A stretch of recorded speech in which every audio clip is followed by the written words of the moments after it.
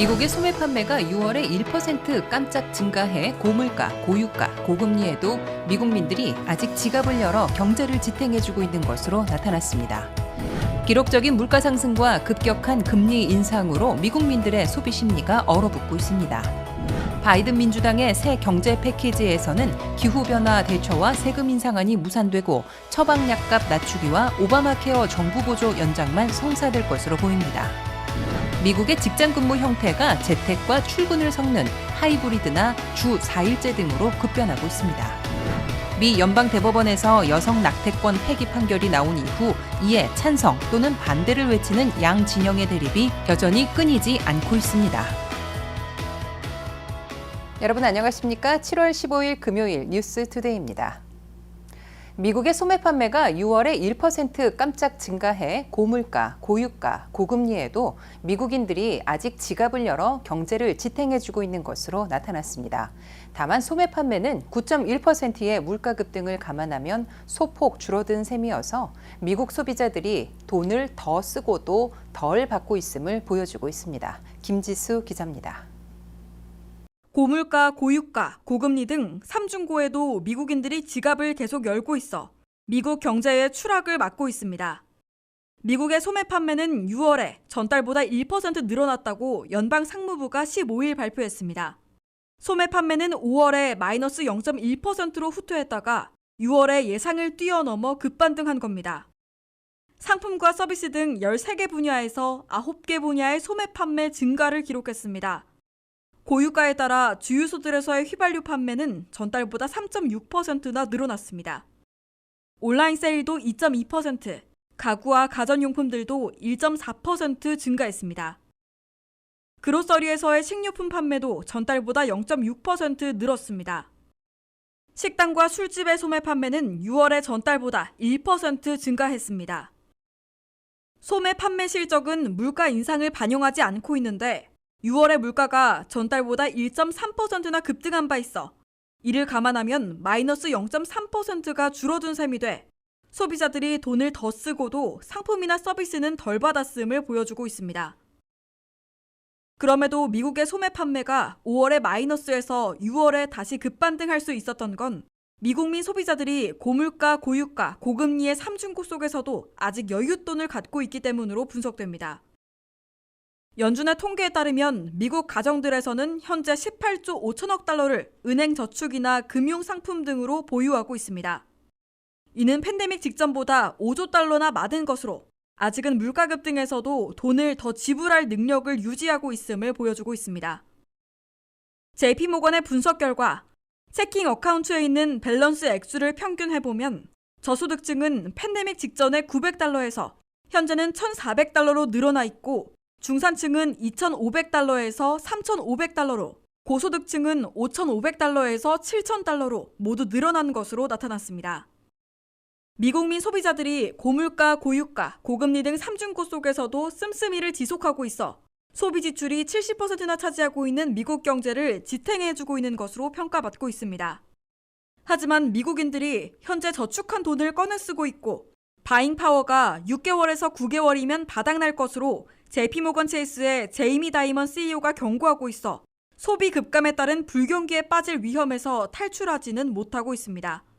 WKTV 뉴스 김지수입니다. 기록적인 물가 상승과 급격한 금리 인상으로 미국민들의 소비 심리가 얼어붙고 있습니다. 커피 사랑에 각별한 미국민들이 커피 소비를 줄일 만큼 소비자 물가지수가 최고치를 찍은 최근의 상황은 일반 서민들에겐 감당할 수 없을 정도의 경제적 부담으로 작용하고 있습니다. 41년 만에 최악의 인플레이션을 겪으며 기록적인 물가 상승과 급격한 금리 인상으로 경제적 부담이 커진 미국민들이 씀씀이를 줄이고 있습니다. 지난달 미시간대가 발표한 소비심리 지수는 60.2로 역대 최저치를 기록하며 1980년 같은 달보다 낮은 것으로 나타났습니다. 워싱턴 포스트는 미국민들이 외식, 휴가, 이발, 청소 등 일상적 서비스에 대한 수요를 급격히 줄이는 추세라고 보도했습니다.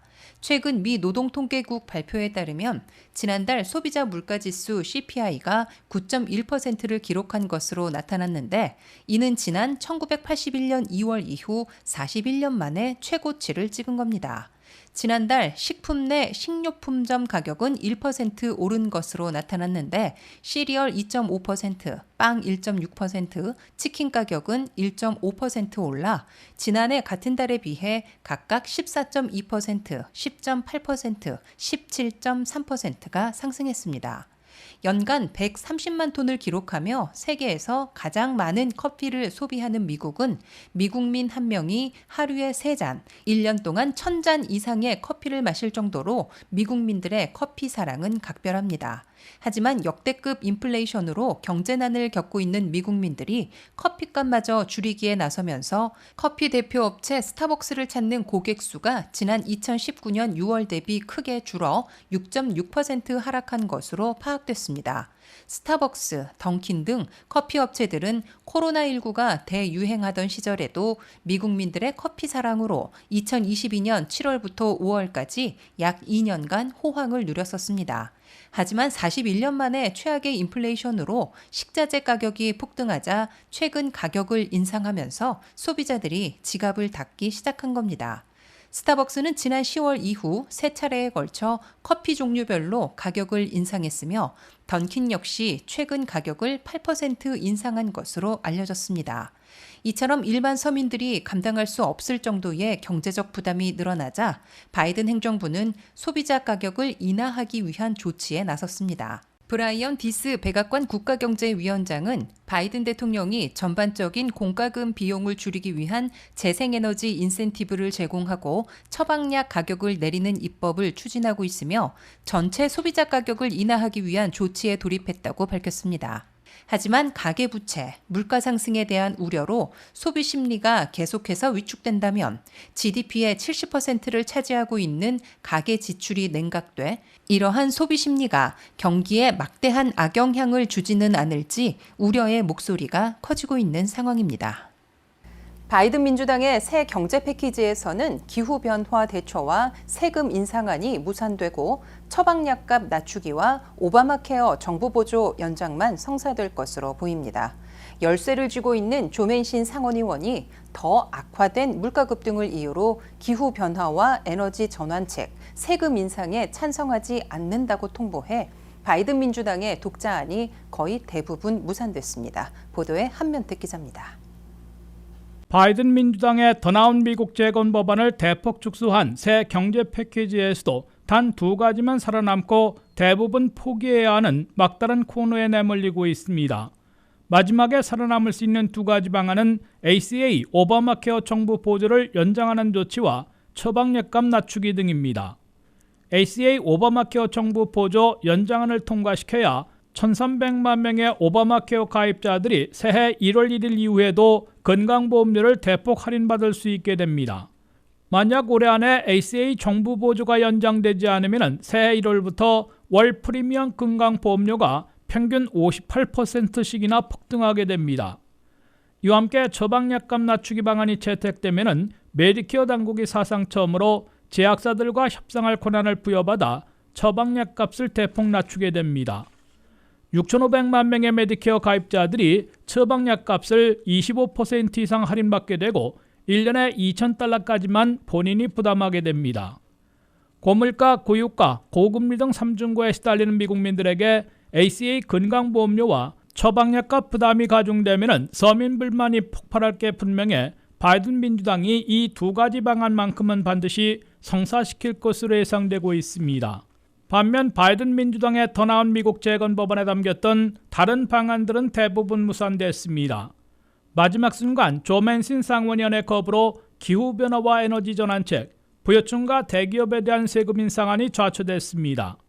조 맨신 상원의원은 수주 동안 진행해온 척 슈머 민주당 상원 대표와의 마크 협상에서 9.1%까지 치솟아 물가 급등이 더 악화된 상황에서 기후변화, 에너지 전환에 대한 세제 혜택 제공과 세금 인상안에 지지할 수 없다고 통보했습니다. 이로써 7월 말 안에 2조 2천억 달러 규모의 더 나은 미국 재건 법안을 1조 달러 이하의 새 경제 패키지로 대폭 축소해 성사시키려던 조 바이든 대통령과 민주당 지도부의 시도는 다시 한번 실패로 돌아가고 있습니다. 바이든 대통령과 척 슈머 대표, 낸시 펠로시 하원의장은 결국 조 맨신 상원의원도 찬성한 ACA 정부 보조 연장과 처방약값 낮추기 등 두 가지 방안만 성사시키는 최종 선택을 할 수밖에 없을 것으로 예상되고 있습니다. ACA 오바마케어 정부 보조를 연장하는 데에는 10년간 1,300억 달러가 소요되는 반면에 처방약값 낮추기로는 10년간 1,600억 달러를 절약할 수 있게 될 것으로 추산되고 있어 새로운 적자 증가, 물가 인상 부채질은 없을 것으로 예상되고 있습니다. WKTV 뉴스 한면택입니다. 미국의 직장 근무 형태가 재택과 출근을 섞는 하이브리드나 주 4일제 등으로 급변하고 있습니다. 특히 금요일에 아무도 출근하지 않아 텅 빈 사무실들이 급증하고 있습니다. 코로나 사태를 겪은 미국의 포스트 팬데믹에 사무직을 중심으로 근무 형태가 급변하고 있습니다. 재택과 출근을 섞은 하이브리드 근무가 널리 확산되면서 상당수 직장이 주 5일이 아니라 주 4일제로 단축하고 있습니다. 하이브리드나 주 4일제 근무가 새로 급속 확산되면서 요일별로 출근 비율에 큰 차이를 보이고 있습니다. 워싱턴 포스트가 오늘 보도한 바에 따르면 주 5일 가운데 가장 출근율이 낮은 요일은 금요일로 30%로 떨어졌습니다. 다음은 월요일로 출근율이 41%이고 목요일이 46%, 화요일과 수요일이 50%로 나타났습니다. 이에 따라 금요일에는 미 전역에서 텅 빈 사무실들이 급속히 늘어나고 있다고 워싱턴 포스트는 전했습니다. 시티그룹과 대형 회계법인 KPMG 등은 금요일에는 줌 미팅조차 하지 않는 것으로 근무 형태를 바꿨습니다. 출근일이 가장 낮은 금요일에 아무도 출근시키지 않는 회사들 중에서는 다수는 재택근무하며 한 주간을 마무리하도록 바꿨고 일부는 아예 월요일부터 목요일까지 주 4일제로 변경했습니다. 다만 직원들 간 교체의 필요성으로 금요일에 모일 경우 캐주얼한 복장으로 나와 무료 점심을 제공받고 오후 2시부터 4시 사이에 해피아워를 설정해 칵테일이나 맥주를 마시며 담소하게 하는 회사들도 늘어나고 있습니다. 미국에서는 팬데믹이 진정되자 사무실 출근으로 복귀하려 했다가 고물가, 고유가, 고금리 등 삼중고 때문에 근로자들의 82%나 재택근무를 지지하는 것으로 조사되면서 주 5일 중에 2, 3일은 재택근무하고 하루 이틀 출근하는 하이브리드 근무로 급변하고 있습니다. 물론 대면 서비스를 해야 하는 직종에서는 하이브리드나 주 4일제 근무로의 변화가 어려운 형편입니다. 오히려 주말 근무자들을 별도로 고용해 더 높은 임금을 지불해야 하므로 고용주들의 부담이 늘어나고 있습니다. 이와 함께 하이브리드 근무 주 4일제, 금요일에 텅 빈 사무실 현상이 확산되면서 사무실 주변에서 사업해온 식당, 가게, 주차장 등 관련 업소들이 손님들이 급감하는 바람에 울상을 짓는 역작용도 불러오고 있습니다. 미 연방대법원에서 여성 낙태권 폐기 판결이 나온 이후 이에 찬성 또는 반대를 외치는 양 진영의 대립이 여전히 끊이지 않습니다. 당연히 이런 대립은 보수적 성향이 강한 주에서 두드러지는데요. 특정 상황 시 응급실 낙태를 허용한다는 보건부의 안내 지침에 맞서 낙태 우려로 태아에 영향을 미치는 약은 환자에게 처방하는 것을 꺼리는 일부 주들의 태도가 도마에 올라 낙태권을 둘러싼 대립각은 더 날카로워지고 있습니다. 김지수 기자입니다. 여성 낙태권을 폐기한다는 미 연방대법원의 판결이 나왔지만 낙태권을 둘러싼 미국의 논쟁은 여전히 뜨겁습니다. 미국 연방대법원의 낙태권 폐기 판결 이후 본격적으로 일부 주에서 낙태 금지법이 시행되자 바이든 행정부가 지난 7일 낙태권 보호를 위한 행정명령을 내리면서 양 진영의 갈등은 더욱 첨예해졌습니다. 11월 중간 선거를 앞두고 바이든 행정부는 낙태권 문제가 중요한 선거 이슈로 부각되자 일부 보수 성향의 주에서 일어나는 낙태 금지 관련 태도에 조치를 취하고 나섰습니다. 일부 주에서는 임산부에게 낙태 가능성이 있는 처방약을 제공하는 데 소극적인 태도를 취하고 있는데 이에 대해 보건복지부에서 메디케어나 메디케이드를 포함해 연방정부의 지원을 받을 경우 연방민권법상 인종, 피부색, 출신 국가나 성별, 나이 등을 이유로 차별하는 것이 금지되어 있다는 내용의 안내문을 미 전역 6만 곳의 약국에 보냈습니다. 민권법상 현재나 과거의 임신, 향후 임신 가능성, 임신과 출산 관련 의학적 상태 등을 이유로 한 차별도 법상 차별이라며 임산부라도 낙태를 초래할 수 있는 치료자의 접근에 제한을 두지 말라는 겁니다. 앞서 복지부는 지난 12일 응급의료법상 산모의 위급 상황에 따라 필요한 경우 낙태를 하는 것은 법적 의무라는 점도 강조했습니다. 이를 두고 미국 텍사스주에서 보건복지부가 내놓은 이 지침에 대한 소송을 제기하고 나섰습니다. 텍사스주의 켄 팩스턴 법무부 장관은 14일 응급의료법은 연방정부가 응급의료 제공자에게 낙태를 시술하도록 요구할 수 있는 권한을 주지 않았다며 조 바이든 대통령이 연방대법원의 낙태 관련 판결을 지키도록 할 것이며 정부의 불법적인 아젠다를 위해 법을 왜곡하고 약화하지 못하도록 할 것이라고 입장을 분명히 했습니다. 바이든 행정부와 민주당 그리고 보수 성향주들의 낙태권 대립이 극대화되는 가운데 낙태권 폐기 판결 이후 보수 성향의 대법관 수가 더 많아 이러한 판결이 나왔다는 불만의 목소리가 커지면서 대법원 개혁을 둘러싼 논쟁 또한 가열되고 있습니다.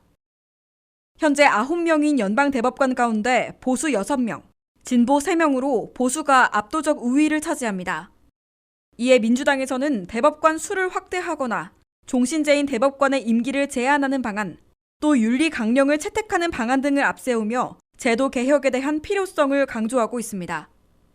WKTV 뉴스 김지수입니다.